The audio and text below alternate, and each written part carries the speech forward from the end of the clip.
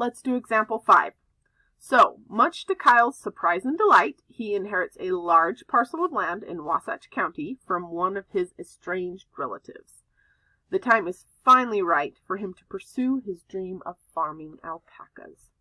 He wishes to build a rectangular pasture and estimates that he has enough money for 200 linear feet of fencing material. If he makes the pasture adjacent to a stream, so here's our stream,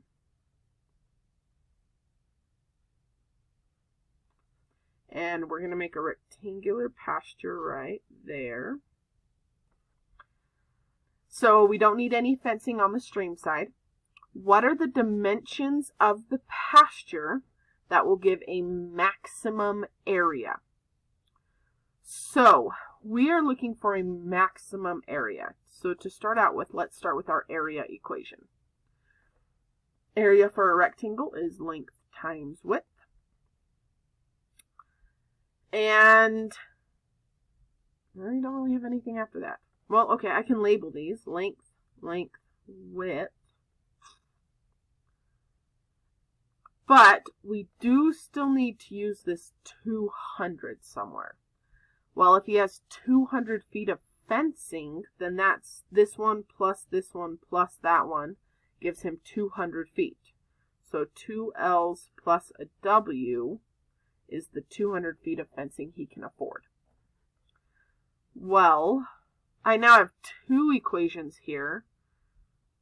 If I take this first one and solve for W, like that, then I can take this and plug it in here for W. So let's try that. So now I know my area is my length times my W, my width, which is 200 minus 2L. Okay, so now we've got an equation for area here in terms of length.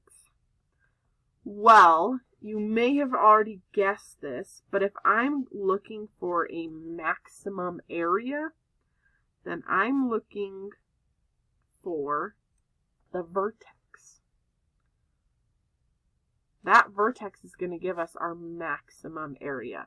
So what we're really trying to find here is the vertex of this equation.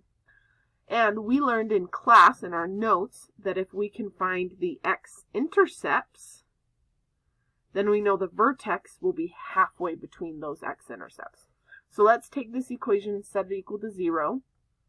So then we can set them equal to 0 separately. And then this gives us our x-intercepts. So we have an x-intercept at 0 right there. And let's see where this one's at.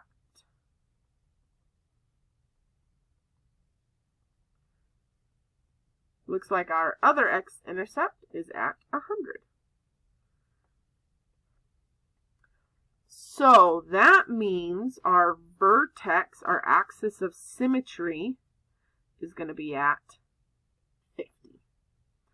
50 comma something. Now that 50 is a length. That x-axis, the input, is a length.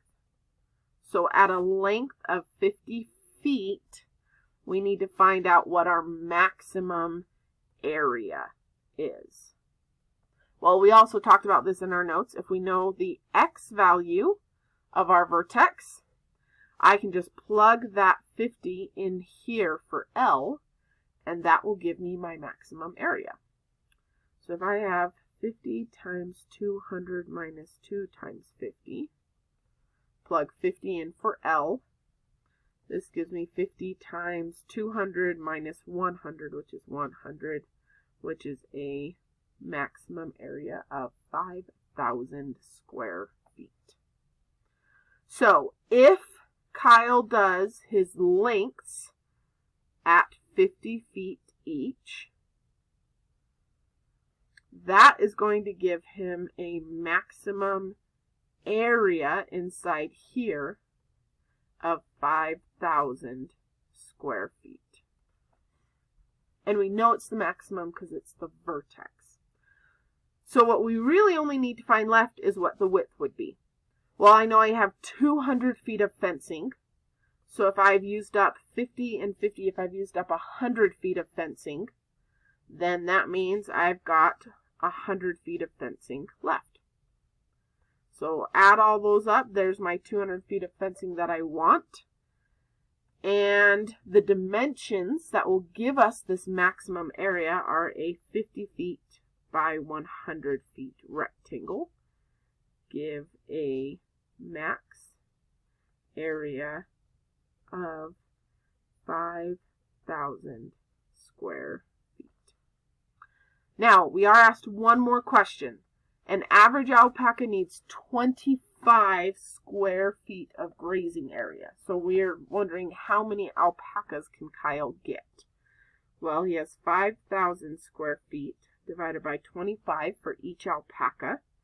That gives us a total of 200 alpacas for Kyle to get. That is a pretty good start on his alpaca farm. So that is all we got for that example. We have one more video left in this lesson where we're going to talk about solving some quadratic equations that don't really look like quadratics, but kind of are.